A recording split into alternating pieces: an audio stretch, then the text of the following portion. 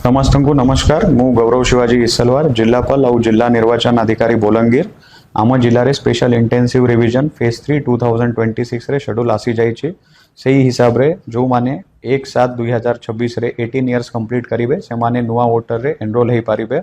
तापाई आमरा house to house विजिटा सबू बीएलओज माने करिवे फ्रॉम 30 मई टू 28 जून पर्यंत से विजिट होबो। तो मु आपनाकु समस्त को अनुरोध करूची, रिक्वेस्ट करूची कि बीएलओ माने जेते बेले आपनाकर घरे आसीबे, विजिट करिवे, तांकु पूरा तथ्य देबे, तांकु पूरा ये सहयोग करंतु आउ आपनाकर नामटा आमे तालिकारे निश्चित करि पारिबो। तापरे आमर पब्लिकेशन ऑफ ड्राफ्ट रोलटा होबो 5/7/2026 रे।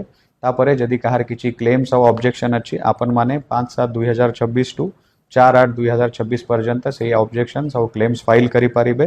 देन आमर फाइनल पब्लिकेशन होबो 6/9/2026 को।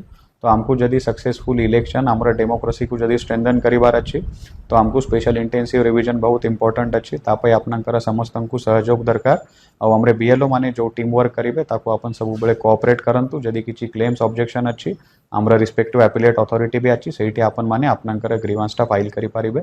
समस्त को बहुत बहुत धन्यवाद।